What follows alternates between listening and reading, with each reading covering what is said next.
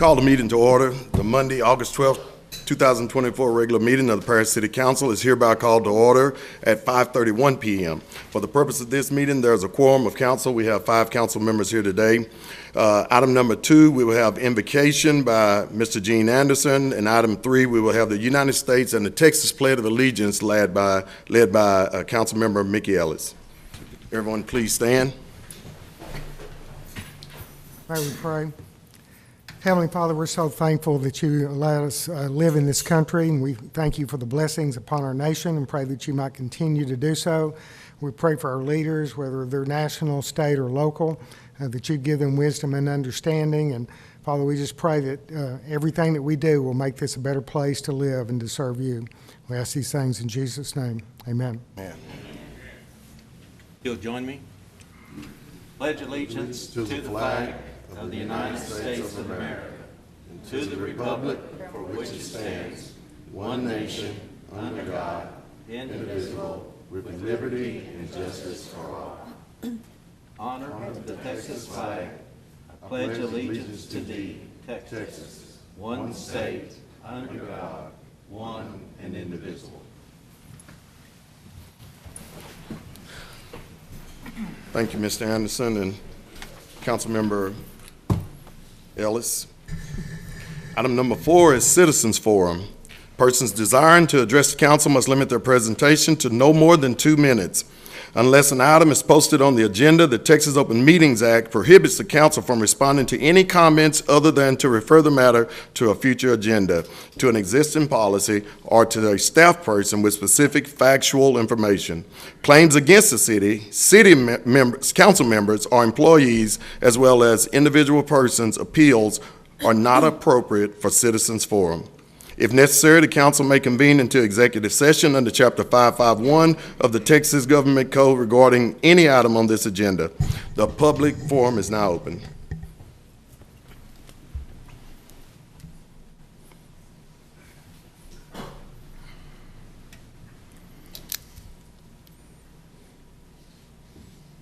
Mayor, Pro Tem, members of council, my name is Larry Shank. I live at 3765 Dawn Drive.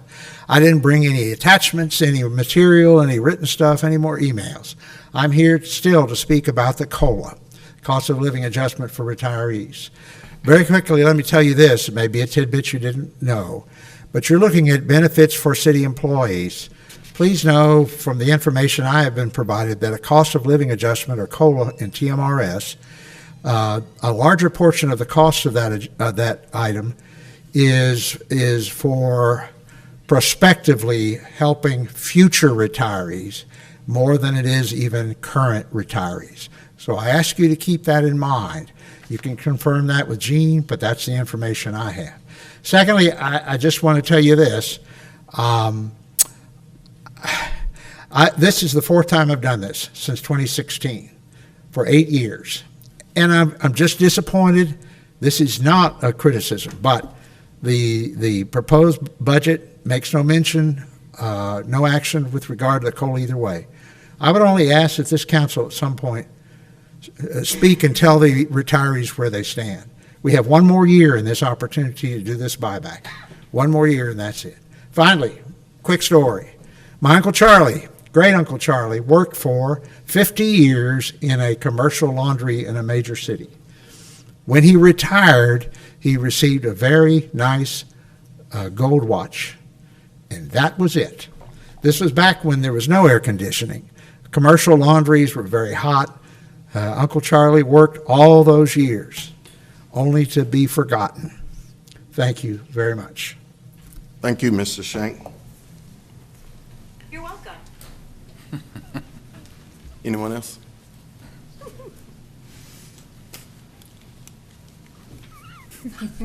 I'm Stephen Red Holmes. I'm representing the city retirees and current city employees because it will benefit everyone. I live at County Road 43600, house address 146, Paris, Texas. I'm a retired detective sergeant from the city of Paris after 26 years of service. I want to thank each and every one of you on the city council for your service. A lot of folks up here I recognize that have served on other boards, and and in the same positions I have, we don't get rich doing it because it's all coming from the goodness of our hearts, and I thank y'all. I'm asking you as good, godly Christian citizens, council members, that I know y'all, I know where your hearts are. I ask you to please pray for these city employees and the retirees. I'm not just asking it for the police department, I'm asking it for all city employees, fire department. When you're at home, somebody trying to break in and harm your wife and kids, you're glad to see the police. Your house on fire, you're glad to see the fire department. Sewer backed up, water line broke. I've seen them out there in shoulder deep water, 20 degrees. I mean, everybody serves you guys.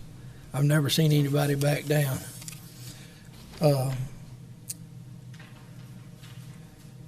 We're thankful for our city employees and our retirees, and they've been here. They've served y'all, the ones that's got private businesses. And I had the opportunity to go to work for a private company at times, and I've had the opportunity to go work for state law enforcement back in 1985 for more money and benefits.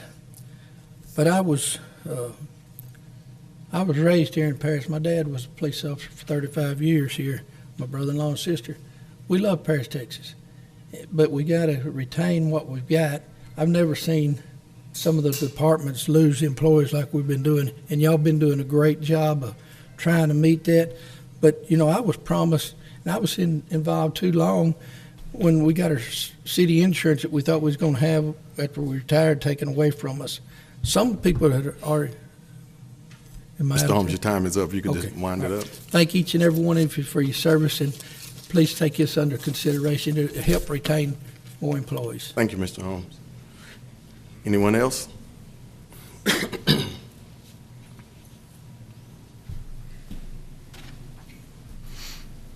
I'm Tiny Freeland. I live at 804 12th Northeast in Paris, Texas. I've served the city for over 20 years. I retired in 06, and I've never got a cost of living raise since I retired. But I just want to say we appreciate your time for doing this, but we'd sure love to have a cost of living raise just like everybody else needs one. Because everything's going up, nothing's going down. Groceries are high, gas is high, and y'all know the economy, what's going on. And we worked and did a good job for the city then. I think the city ought to give us this COLA. Thank y'all. Thank you. Anyone else?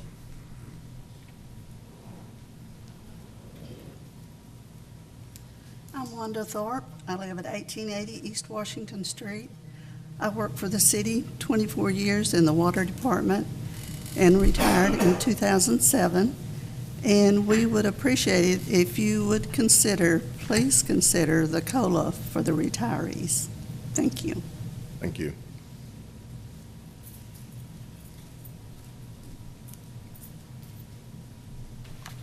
Anyone else wishing to speak? If there's not anybody else, we will close the citizens forum and we will go to the consent agenda. The consent agenda is approved by a single action of council. If need be, council member can request any single item be removed from consent agenda for consideration. Does anyone on council have an item that you want to pull? I need to pull number 13. 13.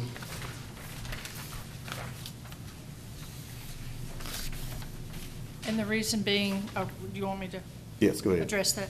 The reason being is when we had the meeting, it was in a room where the acoustics were terrible and didn't realize that I was voting on this. I voted a no, and it should have been a yes. Okay. Anyone else have any other items that they want to pull? Okay, I'll hear a motion to approve the consent agenda with the corrections. I'll make it. So, all right, motion by Mr. Ellis, seconded by Rudy. Any questions? All in favor? Aye. All opposed? 5-4, 0 against. Now we're down to the regular agenda. We're going to move, I need a motion to move item 17 up to the top because these people need to leave, so I'd like to hear a motion that we move item 17 up. Make that motion. Okay, Ms. Norman, Second. second. You got it? All in favor? Aye. Aye. All right, all opposed? 5 for, 0 against.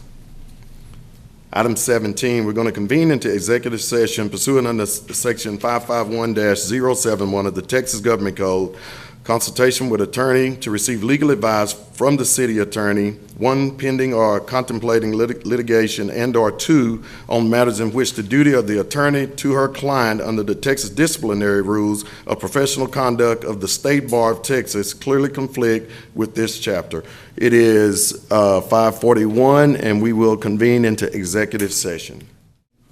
All right, it's 6:13.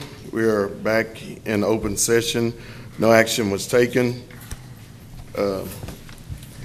We have a request to move item 16 up. Can I hear a motion? So moved. Moved by Mr. Kessel, second by Mr. Ellis. All in favor? Aye. 5 for, 0 against. So item 16 is discuss and act on a resolution of the City of Paris, Texas, accepting for filing a petition for establishment of the Forest Brook Public Information District Number 1, calling a public hearing on the advisability of the creation of said district, authorizing the issuance of notice by the city clerk regarding a public hearing, and approving a professional services reimbursement agreement. Staff? Mayor Pro Tem, members of council, thank you for moving this item up. We have another virtual meeting, this time in the public session, and we have 3 of the city's consultants. We have Mark McCliney, Chris Settle, and Mary Petty on the line. They have been working with us very closely with staff, and then also the developer for this public improvement district. One of them has to leave at 6:30, so we would, to make the most of their time, we will let you speak with them first, but very quickly. This item is to discuss and act on a resolution of the city of the parish to accept the filing of a petition for the establishment of the Forest Brook Public Improvement District Number 1. We are not creating this district. We're basically just acknowledging we are receiving your petition. So if you have any questions, or if Mary, Mark, or Chris, if one of you would like to take the lead and lead into this and explain what this is, please, we would appreciate it. Mary or Chris, do you want me to do that to start with, or do you want to? Very quickly, Mayor and Council, thanks for letting us attend virtually. This is the first legal step in the creation of the Forest Brook PID. The developer is coming to you saying, I want to create a PID. Will you start the process? In order for that to occur, he needs to legally submit a petition, which this is, and we are to accept it and call for a public hearing, which is, I believe, set for the meeting on September 9th, if that's what the council wishes. At that point, the developer, at the public hearing, the public can ask questions. The developer may make another presentation, and it really sets it up for the actual creation. So today is really the first step in creating the shell of what would become the Forest Brook PID. Mary or Chris, anything in addition to that I've slipped or forgot? No, I think you're good, Mark. This is all statutory components, and then we're, working at the behest of staff to move it forward. Yep, I agree. I think you hit every point that needed to be hit. Thanks.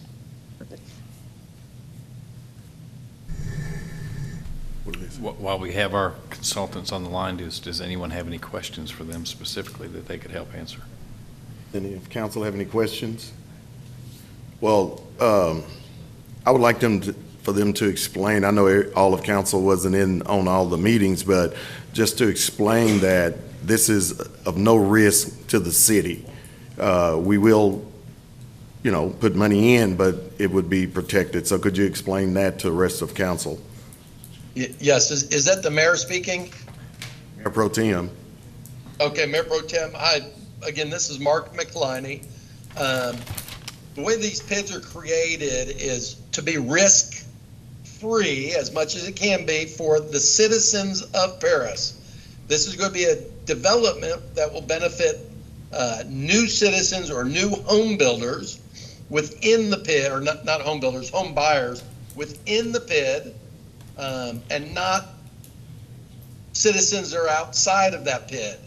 The residents that move in or buy a property within the PID will pay an extra assessment or tax. It is called an assessment, but it looks like a tax on their homes that if you happen to live across the street from this PID, you would not be paying. There is also an agreement here, the professional services agreement, that has the developer putting in funds to cover the costs of city time and outside consultants' time so that no citizens or city money is used in the creation of this PID.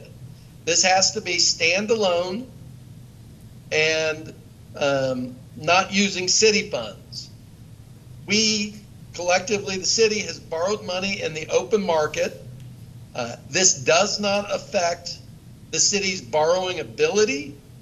No funds from the city can be used to repay this other than the PID assessment paid solely from the people that will be living and owning those properties. Okay, so just letting council know, there are parameters set in place that the city's investment in this is protected. And just for clarification, Mark, Mary, and Chris, we are not creating the PID this evening with this petition. We are just acknowledging that we are in receipt of that, correct? Right. The statute requires, the statute requires that the council has a resolution accepting the PID petition, and then you have to call a public hearing, again, according to the statute, direct staff to publish notice in the newspaper, mail notice to the landowner. Even though the landowner is the one petitioning, it still requires this notice because those are statutory steps. So this resolution simply is directing staff to take care of all those statutory components before we actually have the meeting where we're conducting the public hearing. And then if you choose to act upon that petition, then you would have, additional documentation and additional action to actually create the period at a date in the future. And I think Mark said it was September 6th. Yeah, September 9th. It'll be the first regular meeting in September. I have a question. In the event that we go forward with the PID,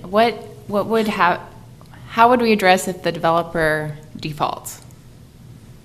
So there's a couple of items. So in your September 9th meeting, you would also have an item that's called an escrow agreement with a dissolution petition. So a PID is created by petition. It's also dissolved by petition.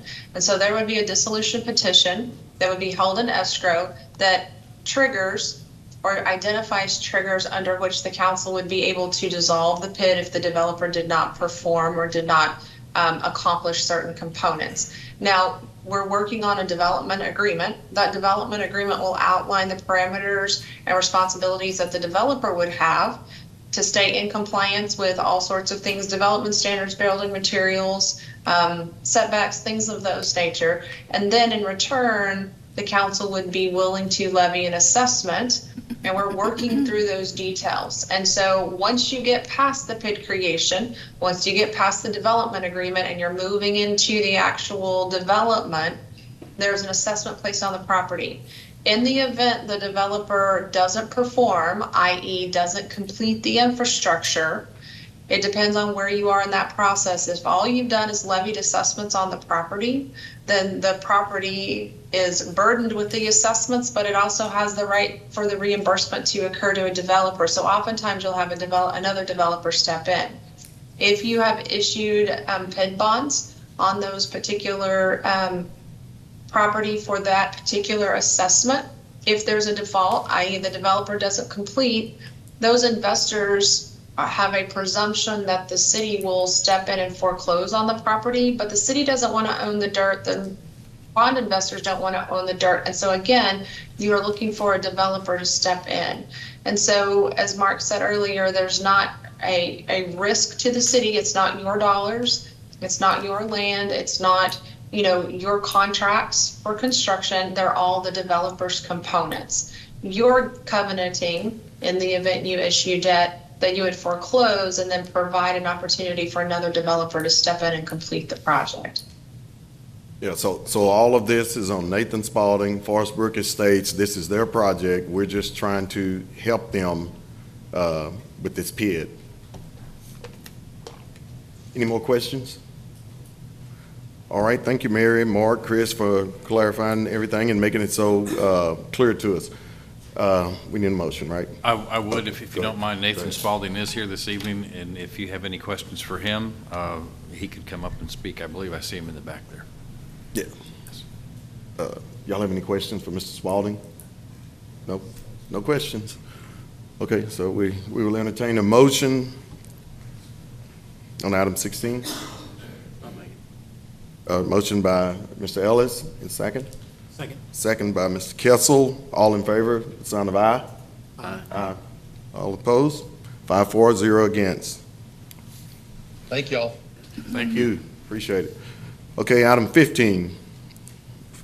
Conduct the second public hearing on a request for disannexation for property located on around County Road 22500, south and west of Kimberly Clark Plant, LCAT parcel 71112, 71113, and 70422, and 70423, within the city limits of the city of Paris. Staff.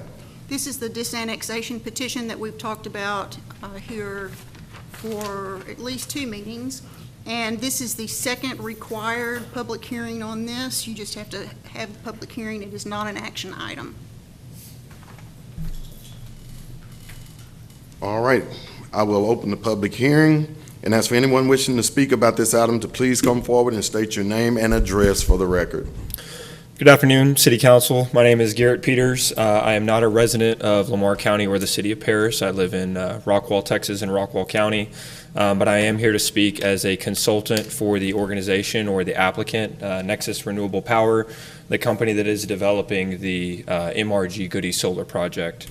I wanted to give some context for where we're at in the process. As Ms. Harris mentioned, this is the second public hearing. So a few months ago, we submitted an application requesting disannexation for this set of parcels that is southwest of the Kimberly Clark plant, southwest of Paris, Texas. It is a 1,500 acre development made up of approximately $200 million of a solar project, but a total $240 million investment when you include the battery project that is to be constructed as well. For this 1,500 acres, we found during the due diligence that a small portion of the project is actually within the Paris city limits. Of the 1,500 acres, that is 170 acres owned by Mr. Robert Moore, which is what drove the decision to ultimately submit the disannexation request. That disannexation request was submitted for several reasons, but the chief one being the special use permit that is required by the city of Paris for solar development inside city limits that has quite a bit of regulation associated with it, whereas the remainder of the project is in Lamar County and is not subject to this regulation, but it is subject to a different set of regulations. And so what we would summarize this as is building a house to code and then building the bathroom to a different code. It creates a weird design dilemma where we have to go back and redesign certain portions of the project and create significant delays and not meet our construction timelines, along with the big issue of the special use permit is the setback. There is a 400-foot setback required in that special use permit. The developer and the project have already committed to a 50-foot setback, which is above the industry standard, and it creates quite a nice buffer between the project fence and the actual project. Having 50 feet is more than enough room to drive emergency vehicles, both ways, multiple vehicles next to each other. 400 feet is pretty onerous, and additionally, it would render most of Mr. Moore's land not capable of solar development. 400 feet, as we've showed in some of the figures and graphics, eliminates most of the arrays or blocks that we would plan to build in that area. So what that brings us to is in our proposal, we tried to sum up and estimate the total property tax revenues that would be driven by this acreage or by the improvements to be placed on this acreage if the project was to be built over a significant period of time, and that totaled $768,000. And in the proposal, we offered to pay that total amount at its present value of approximately $300,000 over the next 18 months, compared to $768,000 over the next 30 years. So that proposal has been presented to the city. We're at our second hearing, and really what we'd just like to have is maybe a little bit of feedback to see where we're at in the process. I know that we've spoken a little bit about the things we want to do for the trail. I think that's very helpful to note that Mr. Moore's land had the path of the trail was going to intersect through the land, so we actually released some of that acreage back to Mr. Moore for him to then deed to the Greater Paris Development Foundation to be used in that trail. And additionally, we are committing to preparing that land, that 4.166 acres, for the trail as well. We're obviously going to have a lot of equipment on site for the solar project, and so we felt that it would be in our best interest and everyone's to use some of that equipment to prepare this land for the trail.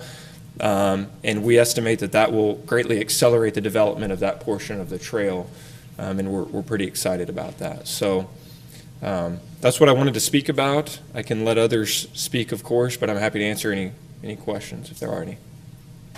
Why is the depreciation schedule so high, or why does it depreciate so fast on solar panels? Yeah, that's a great question. So solar property in the state of Texas is governed by Section 2326 of the Texas Property Tax Code. And that section states that a solar project may not be below 20% within its first 10 years of operation, and it is to be valued using a 10-year useful life. And so in most cases, what you'll see a developer or economic development do is they'll just take straight line depreciation and depreciate the project down about 8 to 10% per year. You'll notice there's a couple things we did in our analysis to combat that and make it more conservative. Number one, we did not depreciate the property at all in the first year, which is untrue. I mean, it will be depreciated by the appraisal district in year one. We also took an analysis of other projects that Lamar County Appraisal District has valued here in Lamar County, and we found depreciation rates significantly greater than 10% per year, some 15, some 20%. And so that we felt that our presentation of 100% in year one and then dropping 8.5% per year was very conservative compared to what we were seeing kind of out in the marketplace by the Lamar County Appraisal District. Did that answer your question? It does. Any more questions? All right, thank you. Thank you. Anyone else wishing to speak during the public hearing? Okay, we will close the public hearing. Council, do y'all have any more comments to make on this item? Okay, no action is required here. So we will move down to item 19. Receive presentation from the interim city manager on finance director, discuss and provide direction on the fiscal year 2024-2025 budget for the city of Paris. Turn it over to staff. Actually, Mayor Pro Tem, I don't know how many people are here for item number 20. Are there quite a few? If there's only one, I'm sorry. I was just trying to do the best thing for the group, but we'll go ahead and move forward because my presentation is lengthy. So. I think there are many people here on the item for the Boys and Girls Club. Yeah, let's go ahead and move that up. If you don't, is that all right? Yeah, just take the motion. Okay. Somebody give us a motion to move item 20 up. So moved. All right, moved by Mr. Kessel, seconded by Ms. Norman. All in favor? Aye. All right, we will move item 20 up in front of 19.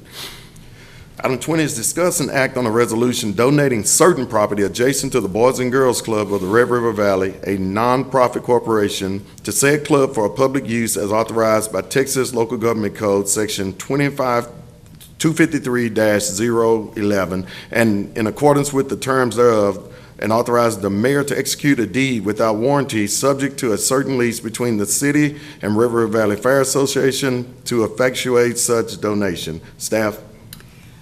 As all of you are aware, the Boys and Girls Club operates a facility located at 1530 Northeast First Street, at which it provides childcare, recreational, and sports programs benefiting children, youth, and families of Paris and the surrounding area. These services that the Boys and Girls Club provides are essential to these families and provide a public purpose. The facility that they are in now, they've outgrown it, and they have asked for the city to donate property directly behind the club to the east to the club for expansion purposes. On December 14th, 2020, the Boys Club leadership came and made that request, and the city council voted to donate that property, on which there are 2 baseball fields that aren't in use anymore, subject to some requirements in the law, and to subdivide that portion, that property, because it was part of a larger tract.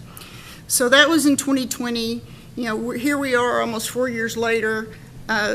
The Boys and Girls Club is ready to go ahead with that capital campaign to raise the money for that expansion. There are some complications with the specific property because at various times it has been under lease to the Boys and Girls Club and to the Red River Valley Fair Association. The Red River Valley Fair Association has leased and continues to lease the portion to the far east of the club, which is the field that was known as Reese Field. They use that for parking. At one point, they both had a lease on it. Both organizations did, and the Boys and Girls Club used it during baseball season, and the Fair Association used it in fair season for parking. At some point, the Boys and Girls Club gave up that lease, and in about 2006, the city moved that property into and included it in the main lease that the fairgrounds has for the main fair property. So any conveyance of that property is going to have to be subject to that lease. And that lease is supposed to expire at the end of the year in 2027. There's not a similar issue with the portion that's closer to the club. We worked those things out. We worked with Sydney Young, who is a board-certified real estate attorney, and came up with the best way to do that conveyance is a no warranty deed. We're not warranting anything, but it's subject to that lease, and then there's a provision in the law, in the local government code, that says a municipality can essentially donate land to a nonprofit for a public purpose, because you start back at the principle that the city can't just be giving government property away to people. But this local government code provision says that you can do that for a public purpose, but the deed has to say that if the grantee, the person that we're giving the property to, ever ceases to use that for that public purpose, it has to automatically revert back to the city. So the idea being that that property will always be used for a public purpose. So what we have provided for you here today is a resolution that approves that donation that the City Council had wanted to do back in 2020, and approves the deed and authorizes the mayor to sign that deed. All right, thank you, Ms. Harris. Is there any discussion from council on this? They were promised 4 years. Speaking to you, Mike. Speaking to I you. think if they were promised 4 years ago, we need to make it good.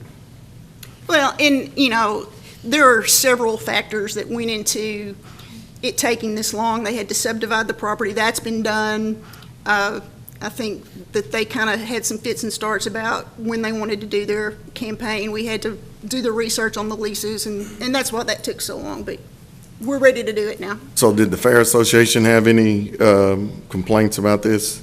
We have not talked to the Fair Association, but they're not going to be able, the Boys and Girls Club are not going to be able to use that Reese Field portion of the property. Okay, so And the- I've been told they don't need it for their They current don't. plans. They don't. So in 2027, we'll work that out. And what they were using that for was simply overflow parking. Yes. And it may be they don't need it anymore. We'll just talk to them closer when the time comes. Yeah, the Boys and Girls Club does have plans, and it's you know, we know the people they serve. It's a great establishment, a great entity for our youth, and so we need to try to help them out if we can in whatever way. And I think council was voted unanimously back in 2020 to go ahead with this, so.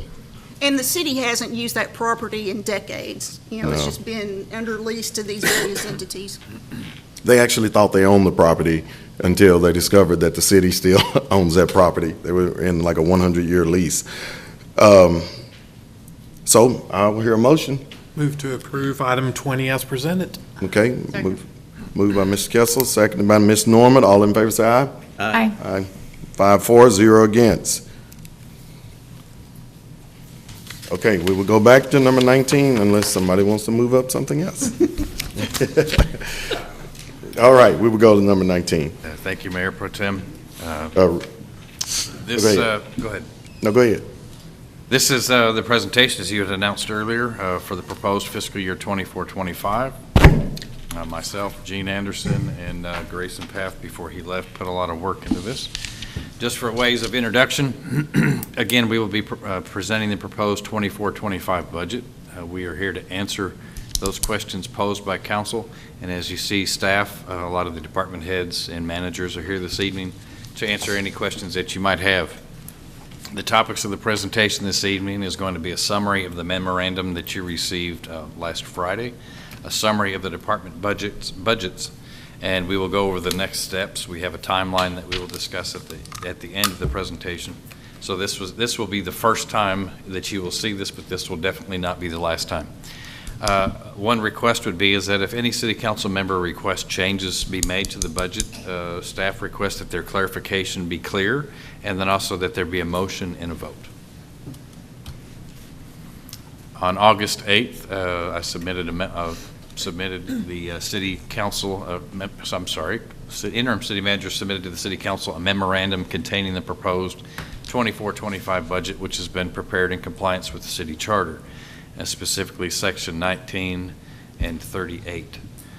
This memorandum is designed to fulfill the requirements of the City of Paris Charter, Article 5, entitled The Budget, sections 42 through 45, and had the following exhibits attached. Exhibit A was the proposed revenue for fiscal year 24-25. Exhibit B was the proposed expenditure for 24 and 2025, payroll, debt, pay scale, and Exhibit F being the organizational chart, and that is what is found in your big 3-ring binder. For the property tax, the maintenance and operation, which is referred to as M&O, the tax rate and the debt service rate are decreasing in fiscal year 24-25. We have the last 4 years, 21-22 through 24 and 25, and you can see the differences. The proposed fiscal year 24-25 tax rate is, to the best of our knowledge, in compliance with the Texas Property Tax Reform and Transparency Act of 2019. The debt service rate is decreasing due to the payoff of the CIRMA loan in 2012, and the city's M&O property tax levy is budgeted to reflect the voter approval rate, which is 0.30373, and this is a decline of 0.018. The balance of the operational funds proposed 24-25 budget consists of 69 separate funds, the vast majority of which are special purpose funds, which means the funds are restricted for special use, or the bonded indebtedness funds. The city's primary operations function out of 4 specific funds, 1, 3, 10, and 45. And you can see listed below, 1 is the general fund and the general fund reserve, with a net total of $34.182 million. Airport fund, general fund transfer, and you see the net, and then the water and sewer fund at $22 million. The use of reserve to balance an operational fund must be done with great care, And please see the executive summary, page 3 and 4, for explanation. Basically, you do not want to use the general fund reserve fund it could interrupt or threaten our 4-month minimum reserve if we extend that too far. Financial policy.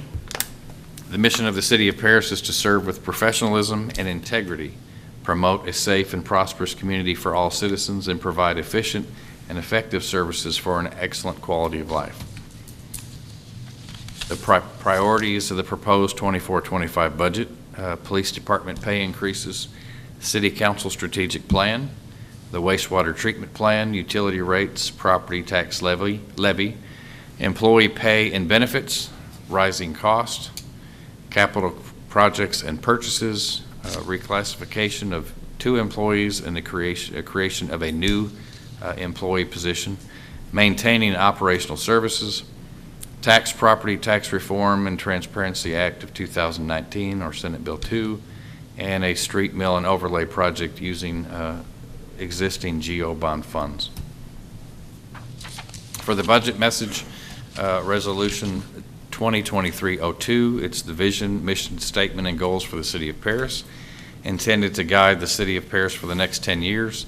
The 5 primary goals that Council created was enhance the city's relationship with key state and county representatives. Number 2 is to encourage economic development through business development and retention planning. 3, promote long-term growth in the community. 4, retain our citizens. And finally, 5, market the city. Specifically speaking to the wastewater treatment plant, utility rates, and property tax levy, construction of the wastewater treatment plant is a necessity. It must continue. We're currently in phase 1. They are approximately 6 months behind. They are hoping to gain 3 to 4 weeks at a minimum as they're adding more staff to the construction site. Phase 2, spoke with Garver today, and I also spoke with Josh. Could start as early as September, or maybe fiscal year 24-25.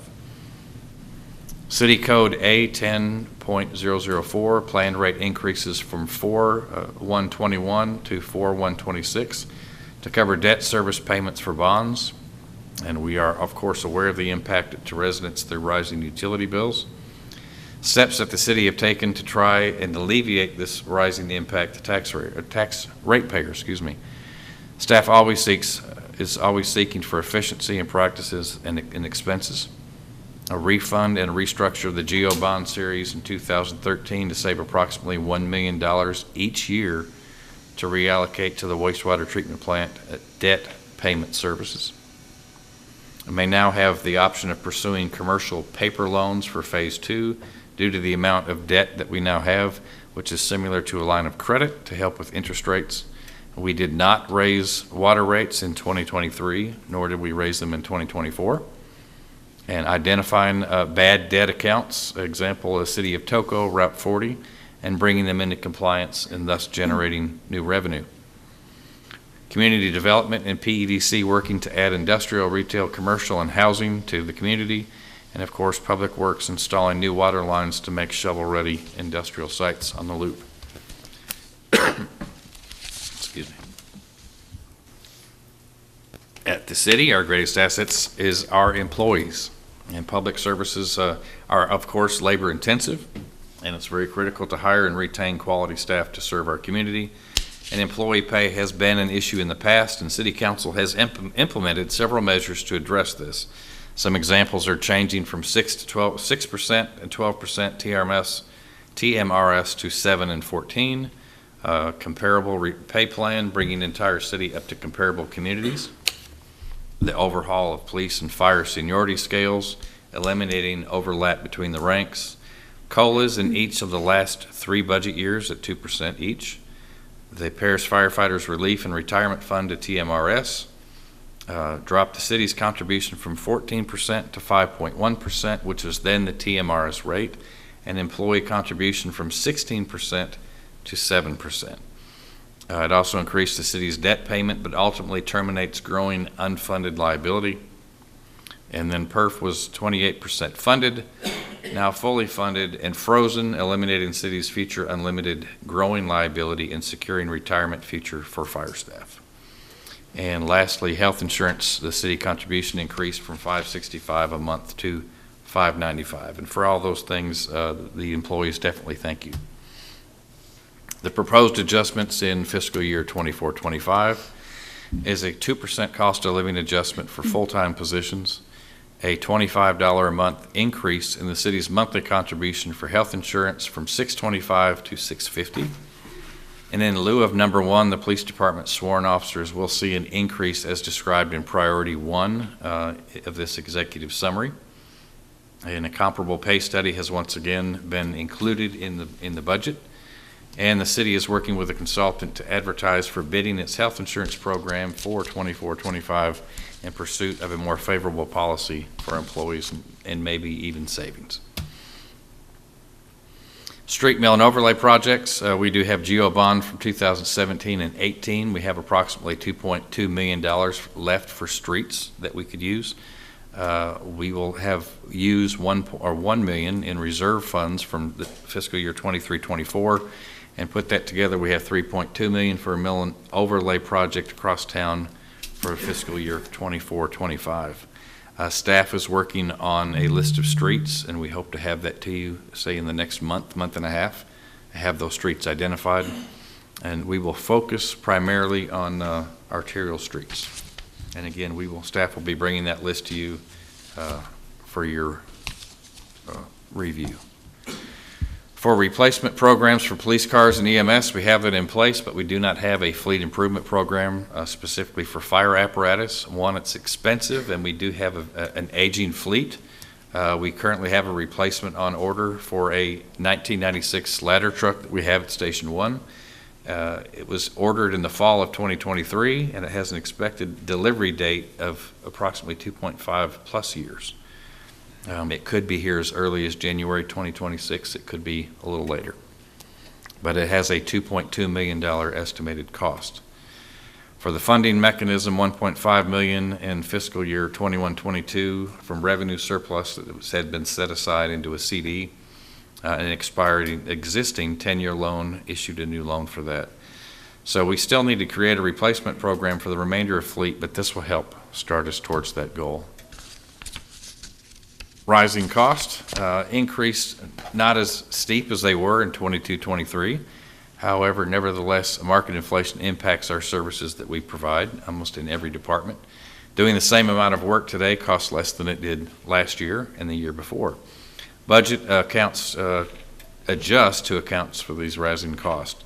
And when we have our individual meetings and we go through a little bit more in depth, we look at line by line, we can pull some of those out. But in general, most departments have increased at least a little bit for cost of living. Capital projects and purchases. One-time expenses necessary for the implementation of services, i.e. vehicles, studies, capital investments or improvements, etc. And if you look in your executive summary on page 15 to 16, you'll see a full list of those capital projects or capital purchases. And some of these are being funded via ARPA, CARES, and Reserve Fund. New position. As an organization, we should constantly be looking for better ways of providing our services effectively, efficiently, and timely. Over the years, we have added several new positions, and each one has proven him or herself to be indispensable in the addition to our operations and promoting greater effectiveness, efficiency, and responsiveness to our community. The examples are listed below: Assistant City Manager, Director of Planning, Community Development, IT Manager, Airport Manager, Dispatch Supervisor, Police Community Outreach Officer, Assistant Building Official, Assistant Fire Official, Public Information Officer, and this year we added a second permit tech to the Building Department. And we have been extremely purposeful in our decisions regarding the creation of new positions and the cost-benefit ratio that they bring. This year, we are recommending the reclassification of two individuals, Mr. Bill Lowranger with Parks and Recreation Superintendent to the Assistant Public Works Director. Bill's been here with the city for 24 years and has many skills. He's currently a superintendent, but he has many skills and abilities, and we believe that it would be beneficial to not only the Public Works, but also the city to reclassify his position. Excuse me. The second is reclassify Brian Dabbs from Informational Technology Technician to Network Security Supervisor. Mr. Dabbs has not been here quite 24 years, but in the short time that he has been here, he has been very impactful to IT, and he does have a lot of history in cybersecurity, so we would like to take advantage of that and take care as we move as an organization to be more tech savvy and tech heavy. We want to make sure that we protect our investment, because if IT goes down, our work could stop. We definitely don't want that. So those are two jobs that we're looking at, or two positions we're looking at reclassifying.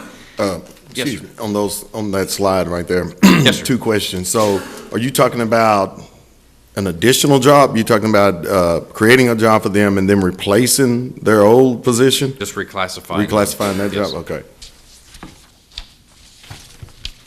For the one position that we are looking to create, it is a new utility billing clerk, as we have an increased call volume, and we want to make sure that we maintain good customer service. You said increased call volume? Yes, sir. Is the city growing? Somewhat, yes, but a lot of it is because of the sewer rates and the water rates. So we are having more calls come in than we have had in the past. So we need to create a whole nother position to answer calls? Answer phone calls? Yes. Yes.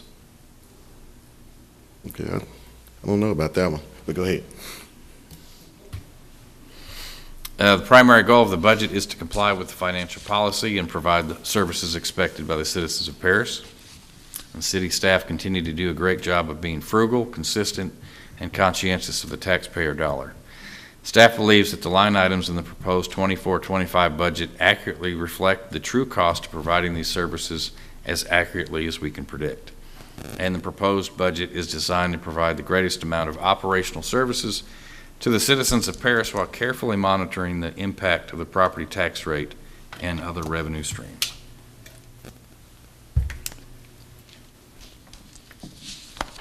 Senate Bill 2, was approved in 2019, and its first impact was felt in 2021, and its comprehensive amendment to municipal budgets. Among other things, the greatest impact is the restriction of the maintenance and operational property tax growth down to 3.5 each year. If the city proposes to raise the M&O property tax levy by more than 3.5 from last year, it could possibly trigger a public election. The debt service property tax levy is unaffected by Senate Bill 2 and highly recommended by the city that the city pursue the 3.5% cap each year when needed in order to keep up with the rising cost of doing business. To fall behind could eventually be irreversible. And utilizing this 3.5% growth each year allows for steady and healthy increases to keep up with the rising cost versus drastic last-minute increases that would have been or could have been avoided. And in no way is staff recommending an arbitrary increase of the 3.5% each year, but rather, given that the legislation has already acted to limit the growth to a modest 3.5%, the city should use this when necessary to keep up with the long term. Property valuations, they have been increasing year after year. Going back to 2020, you can see the different values. The city of Paris is proposing an M&O property tax rate that is less than last year and proposing a debt tax rate that is less than last year's due to the retirement of the 2012 CIRMA loan. Exhibit A provides a thorough breakdown of all the revenues. Significant general fund revenues are as follows. Property tax is 8.2. Sales tax approximately 10.8 million. Franchise fee, street use fee, for example, Encore, Atmos Gas, Sudden Link, private sanitation, cards, water, sewer, 3.5 million. City sanitation fee is 1.7. That is the total of the bill that cards, now our trash or sanitation services, pays us, and then we pay them back a certain portion of that for tipping fees. EMS and county County agreement is $4.1 million. Water and sewer admin fee, $1.3. And other significant revenues are airport, fuel and rent, just under $1 million. Sewer fees, $12.6, and water fees at $8.6. How long is the cards contract? Is that negotiated every year or how, or that? Ed Wayne's not here. I believe it's 3 years. Everything. I'll have to get a copy of that. I don't have that in front of me.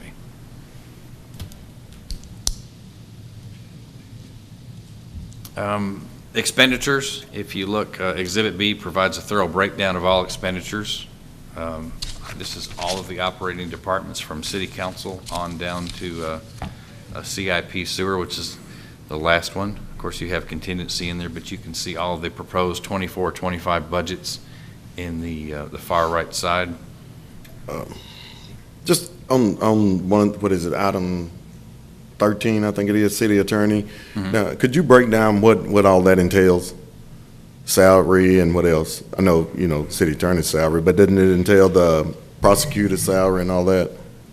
We have, I have a paralegal as well. We have a line item for outside counsel that includes the outside prosecutor. And a lot of that, library and computer-assisted research is very expensive for lawyers because they have a captive market and not that many people provide it. So, and then there are just our share of taking care of the building, electric, grounds, those sorts of things, insurance, various different things. All right, thank you.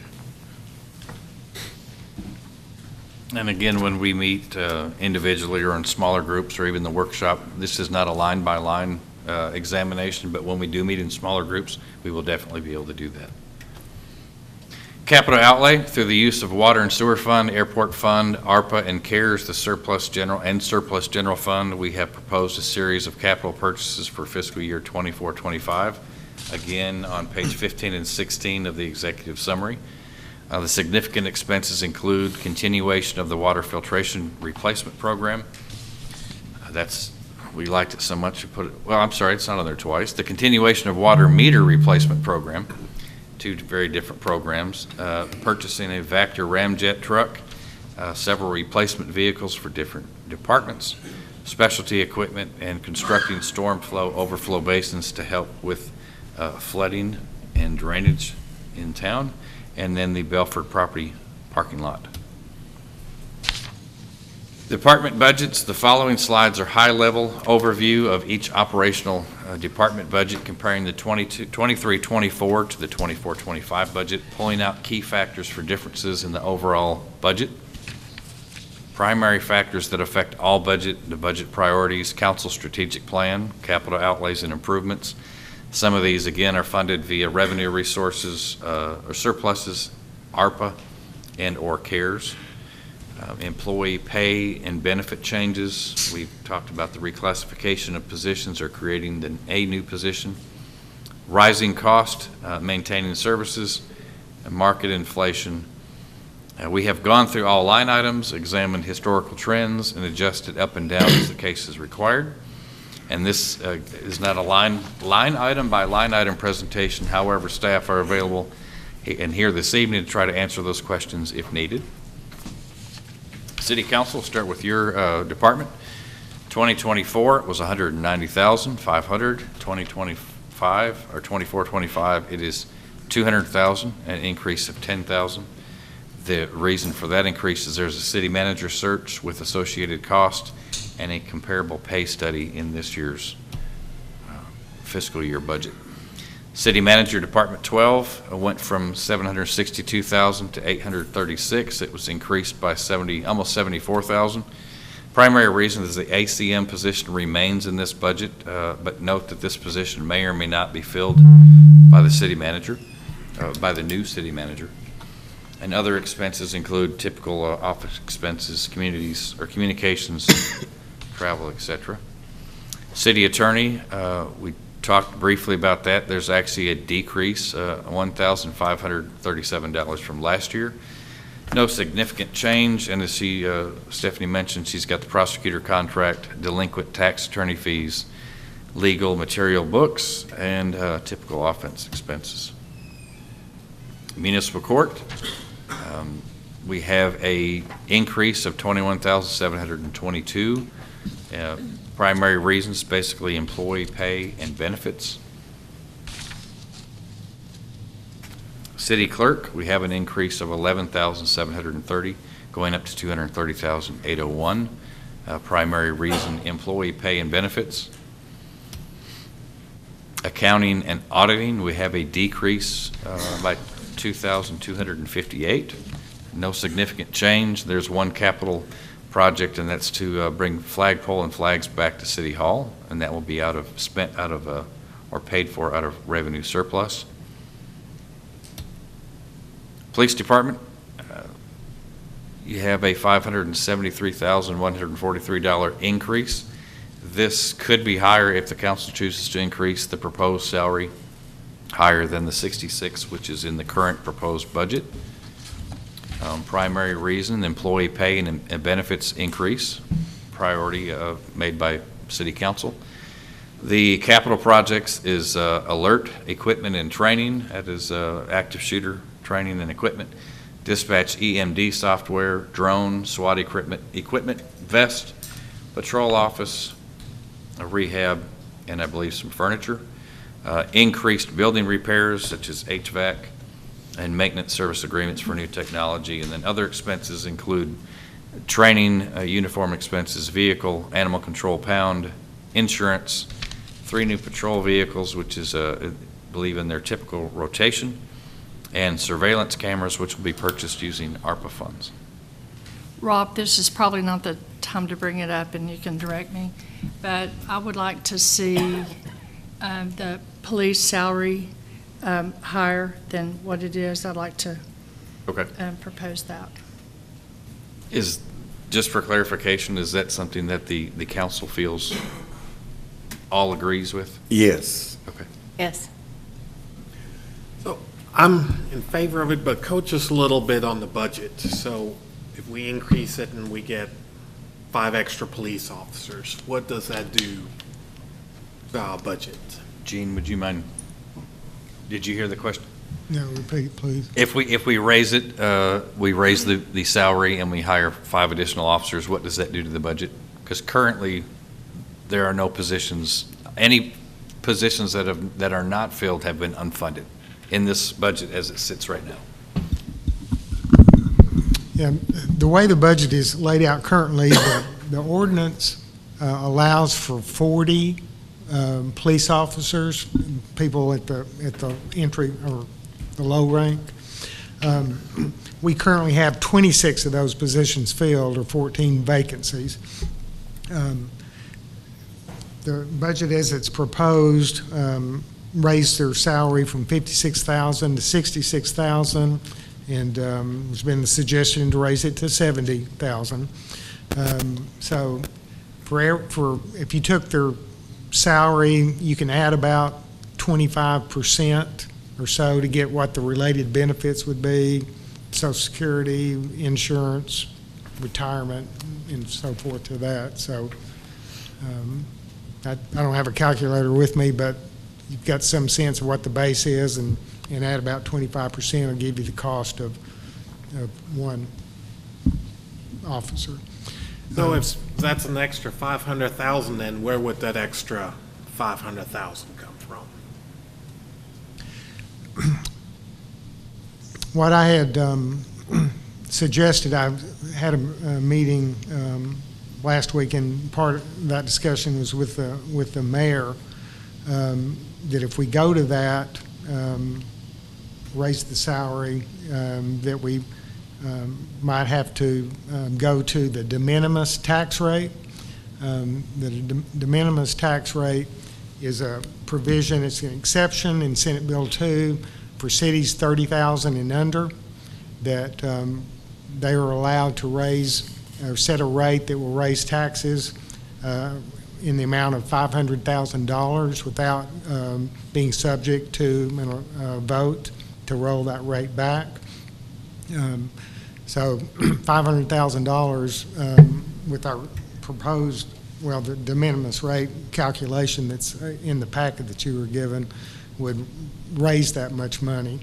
And we will have to, at some point, build that up from where it's at, because if you were to read on page 6 of the transmittal budget letter that's in your budget document, Grayson talked then about in the past few years he has, for vacant positions, rather than fund them, he has used that money to improve the salary and the benefits of the police officers.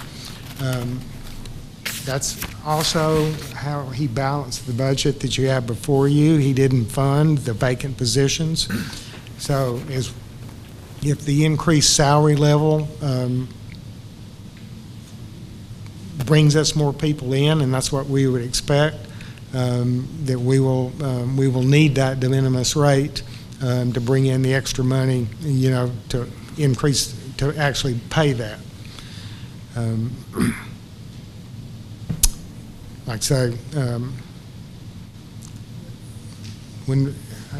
I know Rob talked to Grayson about that in particular, where the money would come from. He said to the effect that he would get it out of the budget somewhere. Yes. He didn't specify exactly where. But I've been through the budget in detail, especially over this weekend. I looked at both the expenses and the revenues. There's not much expense that you could cut out of it, nothing approaching that dollar amount. So I don't think you can provide enough money to actually pay those salaries without raising the tax rate to that de minimis rate. So, and I think, or coach me if I'm understanding it correctly, Gene. So you're talking about we'd have to change to this other structure to make up for the additional amount, but so I hope we get all the police officers we can. I just want to understand, if we do get 5 or 10 extra police officers, where does the money come from for those extra ones for their salaries? Okay. Well, that's what I think we'll have to raise the tax rate sufficient to do that. But that would be after the fact, after we approve the budget, correct? So we could. Well, my recommendation would be that when we go through our budget and tax rate hearing process, that the rate that we propose to raise the funding to is that de minimis rate, which is about 2 cents higher than what the no new revenue is. And like I say, it'll bring in about $500,000. I had a conversation with the chief late last week, or this weekend one, I can't remember which, about how many officers that he thought he could probably hire in the next fiscal year. And he thinks, correct me if I'm wrong, Chief, that he could get 6 or 7. I asked that same question to Sandy Collard to see how many she thought, and she gave me the same answer. You can't just go out and hire policemen like you can most of the other employees, because they have to take the civil service test and get through that. If they're uncertified, they have to wait for a police academy to come along before they can even start. And I think, what do you have, 2 of those a year? We have to bounce around the state to find academies, but we can find one or 2. Okay, all right. So, those 2 things slow the hiring process down for police officers. That's not the case in non-civil service employees. So that's why we don't think we can go out and just hire 14 people and get them started. We think the most we could probably do is half that number.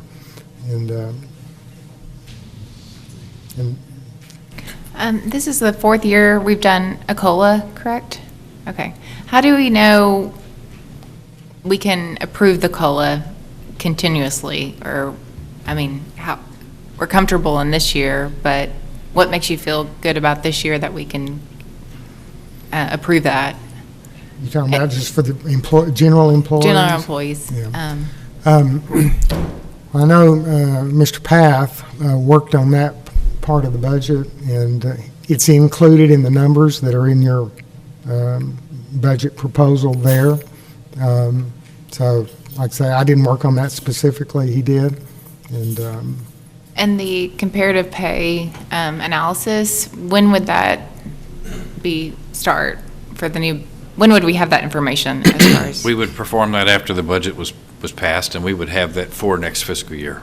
The next, and when's the last time we did a comparative pay? 3 years ago, 2 years ago? About 3 years ago, maybe 4 now. Before the time we get the new one, probably. Thanks. So, Gene, if we raise, you heard council say we'd like for it to be even higher than what's budgeted, is that going to create, and we're maybe adding 6 or 7 officers over the next year, is that creating a real problem for the city as far as funding? Well, if the council's willing to go ahead and set the tax rate at the de minimis rate, I don't think it will be an issue if we hire 6 or 7. I think we'll have the money for that.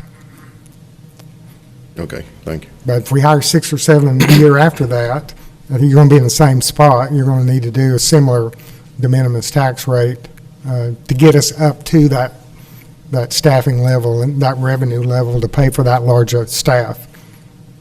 So the difference between a de minimis and a regular tax rate increase is about 500,000? Well, the de minimis, by definition, is going to be $500,000. That's what the rate is designed to raise exactly.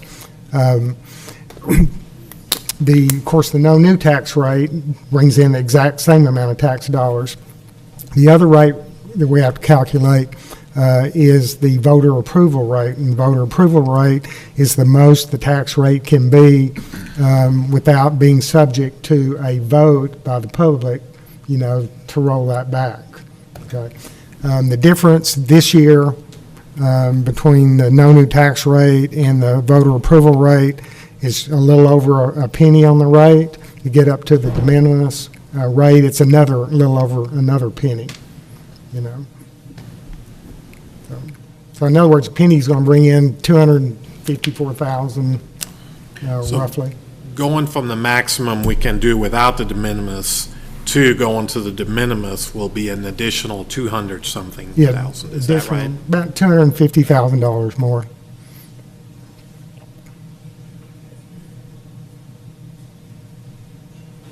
I like it when I can see you when we're talking.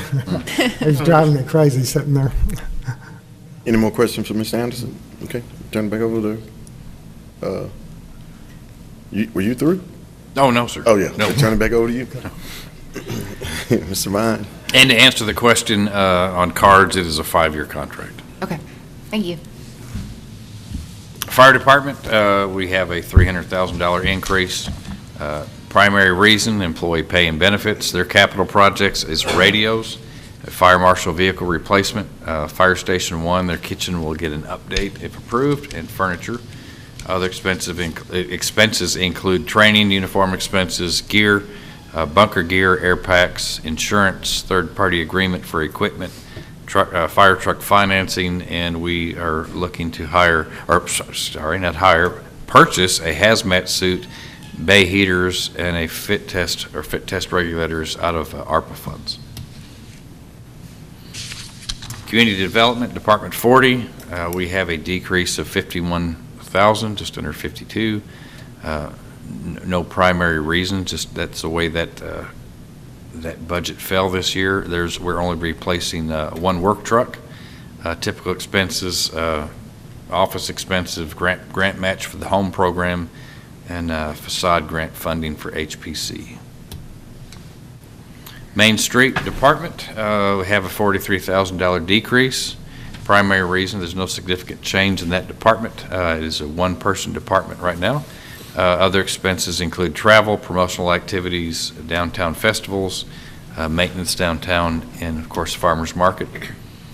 Code enforcement increased $213,000. Primary reason is employee pay and benefits, and increase to house demolition and lot mowing funding. Typical office expenses, postage, fuel. For capital, it's truck for a code enforcement official and truck for the abatement crew. Engineering, we see a $336,000 increase. Primary reasons that we have the addition of a city engineer after several years after not having one. Capital, we would like to construct a storm flow overflow basins in the Belford property parking lot. Net changes to allow for third-party engineering as needed. And of course, you see the typical expenses listed below.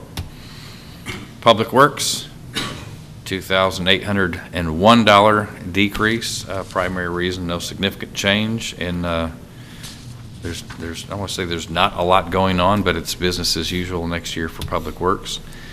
Parks and Recs, and that's mainly for the office section. So we get nittier and grittier in the Parks, Recs, and Streets and CIP, which we'll talk about next. $120,000 increase for Park Recs right away in Pool. Typical adjustments in payroll and operational expenses. For capital, they have a truck and a zero-turn mower that is part of their mower rotation program. Park utilities, we've added soccer fields. We've also added pickleball courts and Trail to Paris asphalt project. Mowing services, pool chemicals, and for the ARPA funds, they're getting a Commander one light detector. And if you'd like to ask anyone in Parks and Recs what that is, I would like to know myself. Streets and Highways, Department 46, we have a decrease of $962,000. Primary reason is there's a street and mill overlay project we talked about earlier. 2.2 is coming out of the GO bond, and 1 million is coming out of the reserves, but there will be no general funds used for this program or project. Other expenses, concrete work for sidewalks, curbs and gutters, employee pay and benefits. And other expenses include, of course, fuel, contracted third-party services, concrete work, street and alley repair, and then out of ARPA, they're getting a wheel loader and a hot box reclaimer. Traffic and public lighting, increase of $15,000. Again, primary reasons, employee pay and benefits. They're getting more, hope to get more electronic speed signs so we can put those around town. They've worked very well downtown over this last year. And other expenses include utility, street lights throughout town, and traffic marking equipment. In the garage, these gentlemen stay extremely busy down there. We have an increase of $76,000. Their capital project is they're getting a truck this year. And other expenses, of course, include tools, utilities, and maintenance and repair expenses. Each go to each independent department. EMS, looking at a $306,000 increase. Primary reason is ambulances aren't cheap, or aren't as cheap as they used to be. And capital, we're looking at a supervisor vehicle, a Lucas device, and a Zoll Z-Vent for the 8th ambulance, which is the which was just recently added.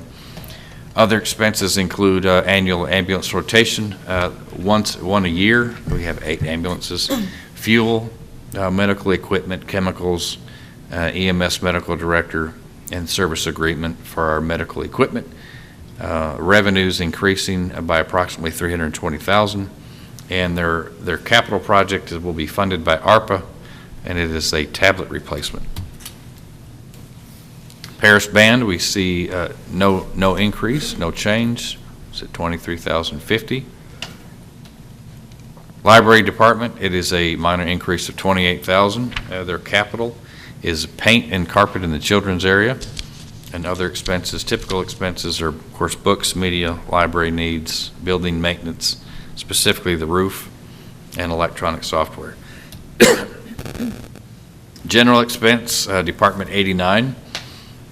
Increase of $171,000. Primary reason is TERS, LCAD, and airport support. And other expenses include the Visitor Convention Committee, the hotel occupancy tax, and the Health Department City and County Partnership. General expense, IT Department, $88,000 increase. And primary reasons is we've recently moved to Microsoft 365, and we have capital projects, Microsoft Teams room, which you've just seen in the executive chamber, reclassify and create security supervisor with Mr. Dabbs, and computer repairs, rotation, communications for online server, and then maintaining security. Airport, we have a just over $23,000 increase. For a capital project, we have a GPU, or a ground power unit, which is helpful in starting airplanes. We have an increase in fuel purchase, but that also is equal to a greater revenue in that same category. And of course, other expenses are fuel, maintenance, and repairs, and small capital projects.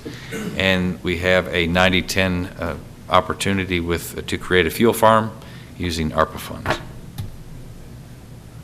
Warehouse, Department 80, have a small increase of $13,620. The primary reasons, of course, is employee pay and benefits. Water and sewer, increase of $153,649. Primary reasons, employee pay and benefits. Credit card use is expensive, but that's passed back on to the customer. We do have a fee study scheduled for this year with Chris Settle, an additional utility billing clerk. Other expenses are listed below. Water production, Department 82, we have an increase of $635,000. Primary reasons are chemical prices, electricity, and the capital is a filtration plant replacement, water fund, series of annual replacements, cell after cell. I believe this year, Danny, is cell 4. Is that correct? Last one we did, I think, was cell 7, 8. And we have 10 cells total. And then a CLA valve controller. And you see the other expenses from typical office expenses down to SCADA software pumps. Water distribution, Department 83, we have an increase of $78,000 this year. Employee pay and benefits being the primary reason. CIP, Water Department, increase of $189,000. The capital project will be the meter replacement program and a truck. Other expenses included tools, fuel repairs, and service line improvements. Sewer maintenance, we have a decrease of $10,000. No significant change in this department. CIP sewer, an increase of $94,000. The primary reason, again, employee pay and benefits, and then their capital project is a skid steer, which will be purchased using water fund. Wastewater treatment, Department 86, not the plant, increase of $238,000. Primary reason is employee pay and benefits, miscellaneous equipment and tools. They are trying to keep an old facility alive until the new one is online. And their capital is a truck, which is being paid with the water fund. Lift station, Department 87, an increase of $119,000. Employee pay, truck, and 3, is it flight pumps? Is that how you say that, Danny? I got flight pumps. And other expenses include electric utility, flow equalization basin, pumps, and motors. Landfill and Sanitation Department 44, increase of $466,000. Landfill fees, employee pay and benefits. Capital is a truck, a capital project is a truck. And you see there are other expenses listed below from fuel, and then the continuation or the continual closure of the Stillhouse landfill location. Conclusion, the proposed 24-25 budget contains an appropriate amount of funding dedicated to addressing those items identified as budget priorities. City Council in the strategic plan, increase in policy pay, or police pay, employee pay and benefits, the street mill and overlay projects, the rising cost in almost every department, capital projects and purchases, the reclassification of personnel and the creation of a new position, maintaining operational services, and the proposed 24 budget, I should say 24-25 budget is in line with the Senate Bill 2. And the next step are up to the City Council. If there are questions, additional information, we will have budget workshops. We will proceed with meetings, scheduled required public hearings. We can have and will have one-on-one meetings. We've already had a few. And staff are prepared to proceed through any steps you wish prior to implementing the charter and statutory steps to complete the budget. I'll ask if City Clerk Janice would read the timeline so you're aware of what the expectations are. What we have so far is at your next meeting, August the 26th, you would provide any edits to us, any direction that you want, necessary edits. I'm losing my voice. Call a public hearing on the proposed budget, call a public hearing on the proposed tax rate. Then on September the 9th, you would actually have the public hearing on the proposed tax rate and a hearing on the proposed budget, as well as approve an ordinance adopting the budget. Then on September the 10th, we would need to have a special meeting to ratify the property tax rate increase and to discuss and act an ordinance fixing the tax rate and the tax levy. All right. Then if you all want to have any special workshops, brought the calendar, we can look at that. Yes, I was just going to ask, have we thought about a date that we could have a budget workshop? I think that would be beneficial, don't y'all? Yeah, to have a budget workshop where we can kind of go through it line by line, or have any questions. And if council has any questions, you can always reach out to Mr. Vine with your specific questions as well, to get an understanding. Mm-hmm. And again, we would like to offer individual meetings if you'd want, either individually or if you could do groups of two, especially for those of you who've not been on council long and maybe not looked at a department really in depth, line by line. We can do that as well. All right, any more questions? And I would, while we're waiting, just like to thank staff for being here this evening. I know this has been a long process, but they have been extremely helpful in putting this together. And also being here in case there are any questions that they could answer that I could. So thank you, staff. So I guess the direction coming out of this is to schedule a budget workshop, try to get all of us on board with that. Okay. All right. Go ahead. I would say the sooner the better on your workshops. Absolutely. And I'm looking at a calendar for the week of August the 19th, which is next week. Where's Jean? Is that too soon? No. Okay. You could schedule them even several days in a row or 2 days that week, and if you don't need it, you don't have to have it. We can cancel it.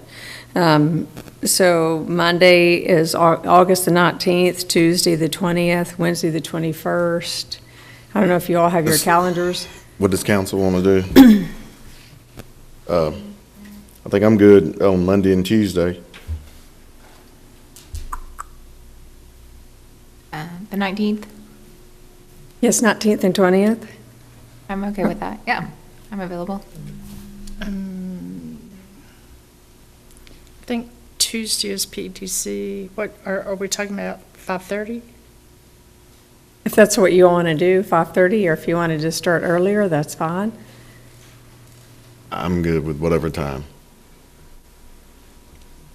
So what are we thinking, like a couple hours? And this is only if we need it. The Tuesday is only if we need it. You could schedule for 2 hours, and if you only need one, you're fine. So do you want to say 3:30 Tuesday? Is that good? I can't. Can't, okay.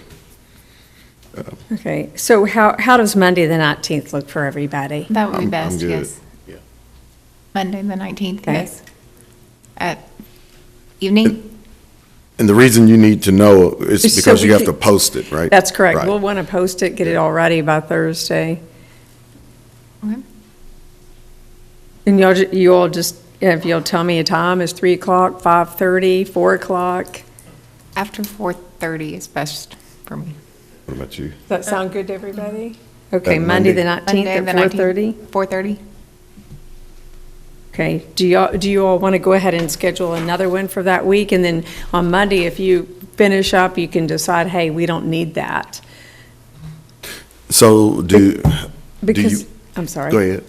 Because if you waited till Monday and say, hey, we want to have a meeting, the soonest we could probably have another meeting would be Friday. Because if you finish up Monday at 7 o'clock, oh, we want to have a meeting on Thursday at 5, we can't do it because Yeah. of the 72 hours. So it sounds like Tuesday is bad, right? I can't make it Tuesday, I already have. Okay.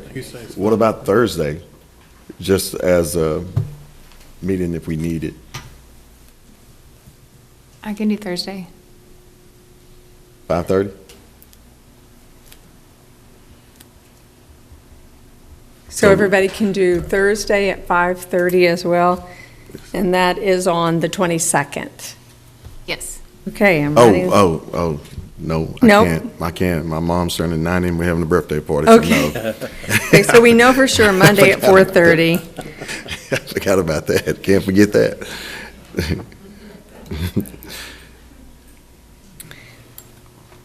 But you can still schedule it. I don't have to be there. I mean, Okay. I'm sure I'll get everything between this week and next week. I'll get everything that I need. Okay, so we can go ahead and schedule one for Monday, the 19th at 4:30, and then Thursday, the 22nd at, did you all say 5:30? What time? What time is good, Joe? 5:30 good? 5:30. Okay, thank you.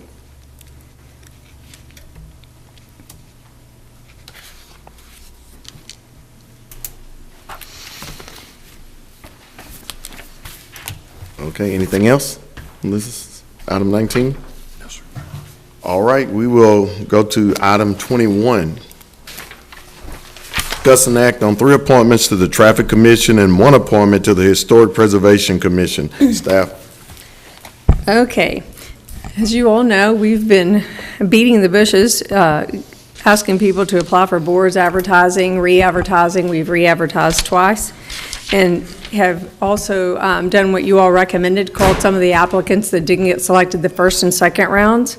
And so what we have now is we need to fill those positions, and we actually have people that, from the applicants that we called, or who are interested in serving. And on the Traffic Commission, that's Gloria Day, Linda Van Dever, and Sequoia Bruce.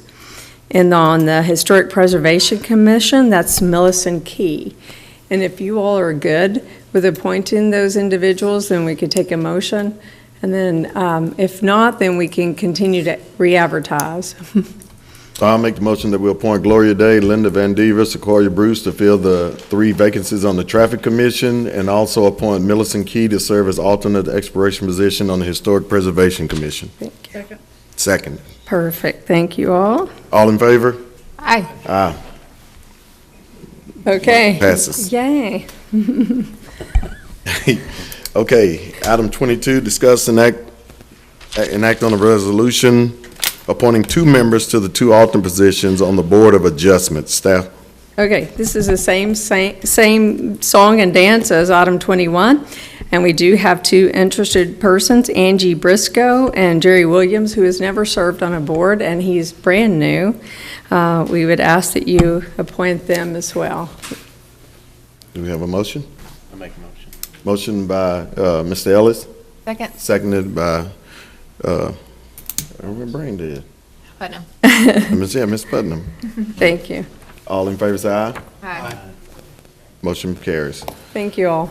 All right, down to item 23, we will convene into executive session pursuant to section 551-087 of the Texas Government Code. 1, to discuss and deliberate regarding commercial and financial information that the governmental body has received from a business prospect that the governmental body seeks to have locate, stay, or expand in or near the territory of governmental body, and which the governmental body is conducting economic development negotiations. Or 2, to deliberate the offer of a financial or other incentive to a business prospect described by subdivision 1 as follows, Lion's Head.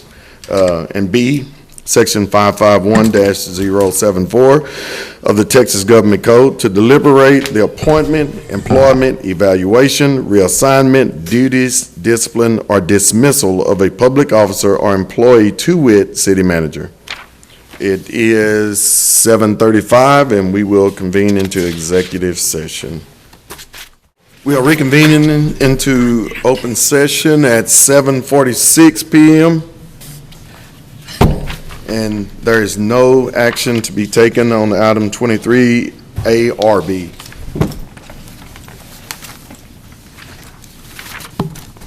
So now we're down to item 25, consider and approve future events of the city council and/or city staff pursuant to resolution 2004-081. Does anybody have anything that they want to add to a future council meeting?